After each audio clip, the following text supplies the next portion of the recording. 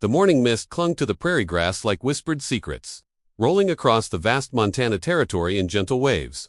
Sarah McKenna stood on the wooden porch of the trading post, her weathered hands wrapped around a tin cup of coffee that had long since grown cold. The sun was barely a promise on the horizon, painting the sky in soft shades of amber and rose. She had built this life carefully, piece by piece, after her husband's death 3 winters ago. The trading post served as a bridge between two worlds, growing settlements of white homesteaders and the Lakota tribe whose hunting grounds stretched across these endless plains. It was delicate work, requiring patience and understanding that many of her neighbors seemed to lack. The sound of approaching hoofbeats broke the morning silence. Sarah squinted into the distance and saw them coming, a group of soldiers on horseback, their blue uniforms dark against the pale grass. Behind them, walking with her hands bound, was a young Lakota girl who couldn't have been more than 16 years old. Sarah set down her cup and walked slowly down the porch steps. She recognized the girl Ayana, which meant eternal blossom. In her language, the girl often came to the trading post with her grandmother to exchange beadwork for cloth and supplies. Ayana had eyes like polished obsidian and a quick smile that reminded Sarah of her own daughter, lost to fever many years ago. "Morning, Mrs. McKenna," called out Sergeant Morrison, a man with kind eyes but tired shoulders. Sarah had known him since he'd first arrived at Fort Davidson 2 years prior. He was different from some of the other soldiers, more thoughtful, less quick to judgment. "Good morning, Sergeant," Sarah replied, her voice steady despite the worry growing in her chest. "What brings you out here so early?" Morrison dismounted, his expression troubled. "Found this girl trying to steal supplies from the fort storehouse. Last night, Major Patterson's ordered 10 lashes as punishment." He paused, glancing at Ayana, who stood with her chin raised despite her circumstances. "We're to carry out the sentence here, as a warning to others." Sarah felt her heart sink. She looked at Ayana, seeing not just a young woman who had made a desperate choice, but someone's daughter, someone's sister. The girl's dress was patched and worn thin. Her moccasins had holes that spoke of a hard winter and an even harder spring. What was she trying to take? Sarah asked quietly.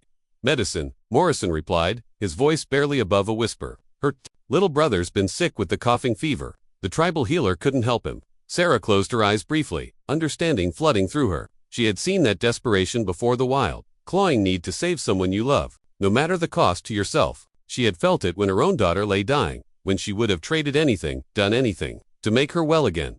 The other soldiers had dismounted now, one of them uncoiling a leather whip with practiced efficiency. Ayana watched them with steady eyes, but Sarah could see the slight tremor in her hands, the way she held her breath as if preparing for pain. "Sergeant Morrison," Sarah said, her voice carrying across the morning air with quiet authority. "I have a request." Morrison turned to her, eyebrows raised. "Ma'am, I'd like to take the punishment in her place." The words hung in the air like smoke. The soldiers stared at her, and Ayana's eyes widened with shock. Morrison shook his head slowly. "Mrs. McKenna, I can't allow that. Orders are orders, and the orders are for 10 lashes to be given as punishment for the theft." Sarah interrupted gently. "They don't specify who must receive them. I'm making this choice freely, as a citizen of this territory." She walked closer to Ayana, close enough to see the unshed tears the girl was fighting to hold back. "Your brother needs you healthy," Sarah said in the few words of Lakota she had learned over the years. "Let me do this." Ayana shook her head fiercely, speaking rapidly in her own language, then switching to English. No, I took the medicine. I pay the price." "Sometimes," Sarah said softly, "the strongest thing we can do is let someone help us." Morrison looked between the two women, his internal struggle evident on his weathered face. Finally, he sighed deeply. "I'll need to check with Major Patterson." "The major isn't here," Sarah pointed out. "You have the authority to make decisions in the field, and this decision serves justice while showing mercy. Isn't that what we're all trying to achieve out here?" After what felt like an eternity, Morrison nodded slowly. "Very well, but Mrs. McKenna, you understand what you're asking for." Sarah had never been whipped before, but she had seen the aftermath. She knew it would hurt more than anything she had ever experienced, but she also knew that this young woman reminded her of every daughter who had ever been lost, every sister who had ever needed protection. "I understand," she said simply. They untied Ayana's hands and bound Sarah's instead, securing them to the hitching post in front of the trading post. Sarah felt the rough wood against her palms and tried to steady her breathing. Behind her, she could hear Ayana speaking urgently to Morrison in broken English, still trying to stop what was about to happen. The first lash came without warning, a line of fire across her back that made her gasp. The second followed quickly, and by the third, she understood why strong men broke under this punishment. But she also understood something else. Strike she took was one that Ayana would never feel. By the 7th lash, her knees had given out, and she was held up only by the ropes around her wrists. By the 10th, darkness was creeping in at the edges of her vision. When they finally cut her down, Ayana was there to catch her, the girl's tears falling freely now. "Why?" Ayana whispered as she helped Sarah to the ground. "Why would you do this for me?" Sarah looked up into those dark eyes, seeing her own daughter's face reflected there, seeing every child who had ever needed protection. "Because someone needed to," she whispered back. The soldiers left them there as the sun climbed higher, casting long shadows across the prairie. Ayana helped Sarah into the trading post, tending to her wounds with gentle hands and herbs. From a small pouch she carried, they didn't speak much. Pain and gratitude were languages that needed no translation. The next morning, Sarah woke to the sound of horses approaching once again, but this time, it wasn't soldiers. Through her window, she saw 5 Lakota warriors dismounting from their horses. Her heart raced for a moment until she recognized them, Ayana's brothers, ranging in age from barely 22, perhaps 40. She watched from her bed, too sore to stand, as they approached her porch. Then, to her amazement, all 5 men knelt down in the dirt before her doorway. The eldest, whom she knew was called Chatton, spoke in clear English. "Sarah McKenna," he said, his voice carrying across the morning air. "Yesterday you became sister to our family. Today we pledge ourselves to your protection. Your enemies are our enemies.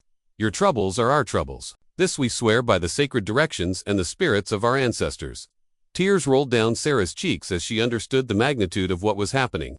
In a world that seemed determined to divide people, she had found a way to build a bridge, not through commerce or treaties or negotiations, but through simple human kindness, through the willingness of one person to suffer for another. Ayana appeared in her doorway, carrying a cup of tea made from healing herbs. "My grandmother says you have the heart of a warrior and the soul of a mother," the girl said softly. "She says the Great Spirit sent you to us."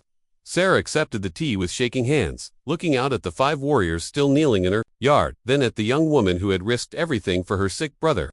"Maybe," she said quietly, "the Great Spirit sent all of us to each other." As the sun climbed higher over the Montana prairie, Sarah McKenna understood that some bridges are built not with wood and stone, but with sacrifice and love. And sometimes, the most powerful thing one person can do is simply choose to bear another's burden, knowing that such acts of grace ripple outward like circles on still water, touching lives in ways we may never fully understand.